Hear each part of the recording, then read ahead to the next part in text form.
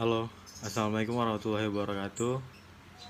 Kami di sini dari kelompok 3. Kami akan menjelaskan sebuah slide presentasi dari hasil sebuah pembuatan miniatur midship dengan judul konstruksi kapal midship section kombinasi framing system. Pertama, kapal adalah bangunan dengan bentuk dan konstruksi yang mampu mengapung di atas air dengan kecepatan tertentu. Sebuah kapal dapat mengapung di atas air karena kapal mendapat gaya tekan ke atas oleh udara sebesar gaya tekan ke bawah yang ditimbulkan oleh berat kapal dan persatuan luas. Hal inilah yang dapat menyebabkan kapal dapat mengapung. Dalam proses pembuatan kapal diperlukan sistem perancangan, bentuk, dan desain yang sangat sempurna. Hal ini menyebabkan kapal mengharuskan hal-hal yang sangat penting adalah keselamatan jiwa dan barang yang dinilai cukup besar. Kemudian, adapun konstruksi kapal itu sendiri, pengertian konstruksi kapal itu sendiri, konstruksi kapal merupakan dasar-dasar dan pengenalan tentang bentuk dan jenis konstruksi kapal. Konstruksi midship contohnya adalah konstruksi penampang melintang bagian tengah kapal di dalamnya yang membuat beberapa komponen konstruksi yang terpasang pada kapal. Untuk dapat menggambarkan konstruksi maka diperlukan yang pertama, ukuran utama pada kapal. Yang kedua, memahami bentuk penampang melintang kapal yang ditumpu. Kemudian, memahami modulus, momen inersia, panjang yang tak ditumpu.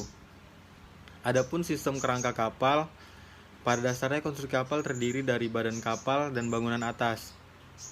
Badan kapal dalam hal ini adalah lambung kiri dan kanan, dasar kapal, serta satu kesatuan beberapa geladak atau deck. Bangunan atas atau superstructure yaitu bangunan tambahan di atas badan kapal yang panjangnya lebih sebagian panjang kapal dan dalam tertentu bisa sepanjang kapal. Lebar bangunan atas kapal sama dengan lebar kapal, sedangkan bangunan yang lebarnya lebih kecil dari kapal disebut rumah geladak atau deck house yang terletak di atas bangunan atas. Kemudian adapun macam-macam sistem konstruksi kapal. Pada dasar badan kapal terdiri dari komponen-komponen konstruksi yang terletak arahnya melintang dan memanjang. Dalam menyusun komponen-komponen di atas menjadi konstruksi badan kapal secara keseluruhan dikenal beberapa cara yang biasa dipakai dalam praktek antara lain. A. Sistem kerangka konstruksi melintang. Sistem konstruksi melintang ialah merupakan konstruksi di mana beban yang bekerja pada konstruksi diterima oleh plat kulit dan balok-balok memanjang dari kapal dengan pertolongan balok-balok yang terletak melintang kapal. Fungsi balok-balok memanjang ini adalah yang pertama, itu jenis kestabilan bentuk lengkung balok-balok melintang utama. Yang kedua, untuk pembagian gaya yang terpusat pada beberapa balok melintang utama yang berdekatan. Oke, berikutnya yang kedua adalah sistem kerangka konstruksi memanjang. Sistem konstruksi rangka memanjang ialah konstruksi di mana padanya bekerja beban yang diterima oleh rangka konstruksi dan diuraikan pada hubungan-hubungan kaku melintang kapal dengan pertolongan balok-balok memanjang. Yang ketiga, itu ada sistem kerangka konstruksi kombinasi. Mengingat akan kekurangan-kekurangan pada sistem konstruksi melintang, maka timbul pemakaian sistem kerangka konstruksi kombinasi. Sistem rangka konstruksi kombinasi ialah hubungan dari sistem rangka konstruksi melintang dan sistem rangka konstruksi memanjang. Nah, pada kelompok kami menggunakan sistem kerangka konstruksi kombinasi. Kemudian berikutnya, adapun elemen konstruksi pada midship section. Yang pertama, berang. Berang ini merupakan pembagian konstruksi kapal yang menggunakan konstruksi alas ganda atau double bottom, berupa plat yang melintang sepanjang lebar kapal. Ada 3 jenis rang, yaitu rang plat atau solid floor, rang terbuka open floor, kemudian rang kedap air atau water thick floor. Rang sangat berguna dalam menambahkan kekuatan melintang kapal. Kemudian yang kedua adalah lubang manusia atau manhole. Manhole ini merupakan elemen konstruksi yang banyak dijumpai pada jenis ruang flat atau solid floor. Pemasangan manhole atau lubang manusia pada alas ganda berguna untuk tempat jalannya pekerja pada waktu pengelasan dan pemeriksaan alas kapal. Yang ketiga adalah lubang pembebas atau lightning hole. Merupakan elemen konstruksi yang banyak dijumpai pada kapal yang memiliki konstruksi alas ganda dan jenis ruang terbuka. Selanjutnya, penumpu utama atau center girder. Center girder ini merupakan alat penumpu yang terletak vertikal pada bagian tengah konstruksi alas, berfungsi agar di dalam ruang dasar ganda dapat dilaksanakan pekerjaan pada pembuatan, reparasi kapal, atau ketika kapal kandas pada dasar perairan dan terjadi pada plat kulit. Dasar dapat sedapat mungkin dihindari dari kerusakan. Kemudian yang selanjutnya adalah penumpu samping atau side girder. Bentuk vertikal yang merupakan plat penumpu yang terletak di kiri dan kanan center girder atau penumpu tengah, di mana bersama-sama center girder penambah kekuatan memanjang kapal dan ikut mengambil bagian pada lengkungan kapal. Kemudian gading besar atau web frame, bentuk profil T, berbentuk profil T, merupakan penegaran sebagai penguat plat lambung. Adapun yang berikutnya adalah gading utama atau main frame. Main frame ini terbentuk profil L sebagai penguat plat lambung sisi kapal dalam arah melintang. Kemudian ada gading alas atau bottom frame, merupakan lanjutan dari gading utama, maka profil adalah profil L.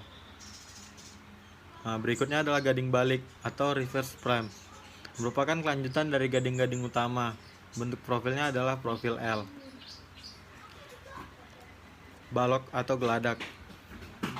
Balok geladak dipasang pada setiap jarak gading. Ada dua cara pemasangan balok geladak tersendiri. Pertama adalah melintang, yang kedua arah memanjang. Kemudian penumpu geladak. Penumpu geladak ini berbentuk profil T, terletak pada plat geladak dan berfungsi untuk menumpu geladak. Kemudian bracket atau merupakan plat siku yang berfungsi sebagai penguat sambungan antara dua elemen konstruksi.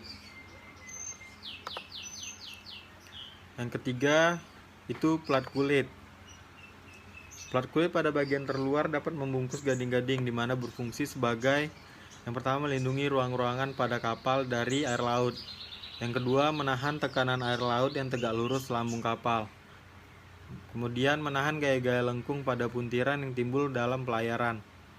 Kemudian menahan beban-beban setepat antara lain pada waktu peluncuran kapal, benturan-benturan dengan kapal lain atau pukulan ombak di haluan kapal. Kemudian berikutnya adalah lunas. Lunas ini adalah balok memanjang di dasar kapal yang terletak pada bidang memanjang kapal antara linggi haluan dan linggi buritan sepanjang kapal. Kemudian lunas. Oke, selanjutnya di sini saya akan menjelaskan sistem konstruksi campuran atau kombinasi. Untuk panjang kapal 90 sampai 120 meter, kombinasi antara konstruksi melintang dan membujur. Di sini terdapat gambar pada bagian midship section. Yang pertama adalah bagian sisi lambung.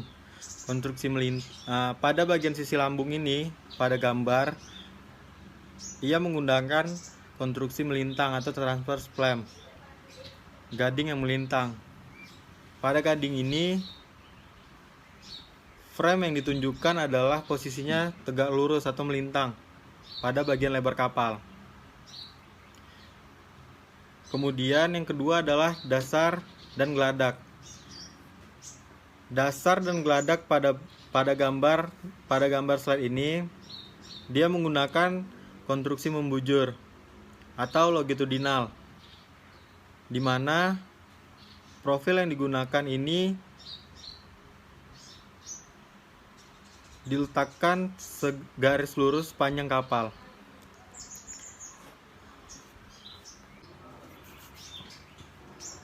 Selanjutnya, di sini saya akan menjelaskan bagian dasar lambung atau plat tank top jika dikupas. Adapun gambar yang menjelaskan angka-angka pada bagian ini. Berikut saya akan menjelaskan Yang pertama ini pada bagian nomor 1 adalah center girder. Yang kedua, panah nomor 2 menunjukkan adalah side girder. Panah ketiga ini menunjukkan solid floor. Pada yang keempat ini adalah bracket floor. Yang kelima bottom longitudinal. Yang keenam adalah inner bottom longitudinal. Bagian sisi terdapat pada angka nomor 7 gading melintang biasa atau ordinary frame. Pada angka yang ke-8 adalah gading sarang gading sarang besar atau web frame. Setiap 4 jarak gading. Yang selanjutnya adalah lutut bilga.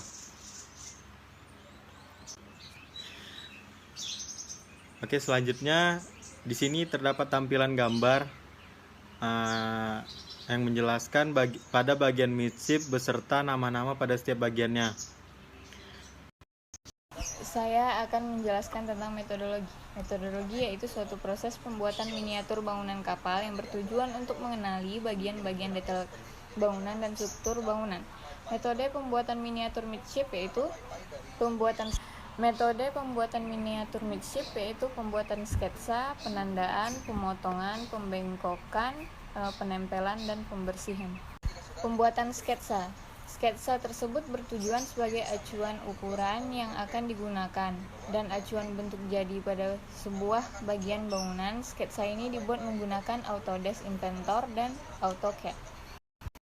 Penandaan marking sebelum di bending atau di cutting harus di marking dulu. Pemotongan di sini kami menggunakan gunting, cutter untuk memotong frame, plate, side girder, beam karena menggunakan plastik mica. Lalu alat pemotong kami juga menggunakan gerinda untuk floor seal double hull midship karena bahannya terbuat dari akrilik. Lalu menggunakan solder untuk pembuatan lubang karena pembengkokan atau bending. Pada bagian kulit di sini kami memakai bahan akrilik sehingga jika kita membengkokkan dengan cara manual bisa menyebabkan patah.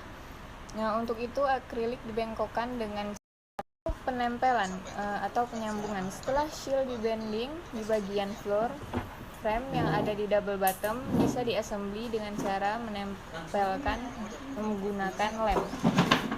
Setelah bagian double bottom, Pembersihan atau cleaning. Dari lem-lem yang berserakan menyebabkan benda menjadi kotor harus dibersihkan.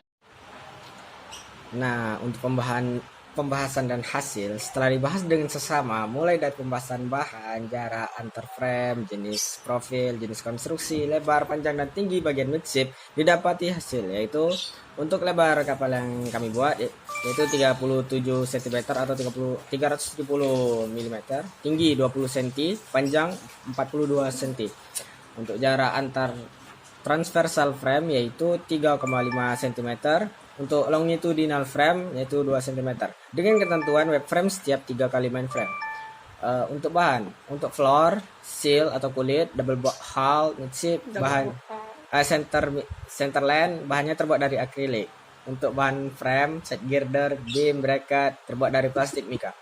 Jenis konstruksi yaitu midship section combined frame atau jenis konstruksi kombinasi. Jenis profil yaitu kita memakai profil L. Berikut adalah miniatur midship yang telah kami buat. Di sini ada side girder, ada 2 di kiri dan 2 di kanan, dan di double bottom ada 2, ini dan ini. Di tengahnya yaitu center girder, dan ini lutut bilga. Ini juga side girder. Di sini juga memakai frame longitudinal. Ini frame kombinasi ya. Di sini longitudinal banyak dan di sampingnya ada transversal longitudinal. Setiap 3 kali main frame ya ada 1 web frame di tengahnya. Nah, ini yaitu bottom longitudinal. Di atasnya ini inner bottom. Lalu ada main hole di bawahnya. Ini apa? Ini main hole. Pada bagian sisi merah ini Tank side. itu adalah tank side bracket. Transversal frame. Ini double hull-nya. Ya. Terima kasih.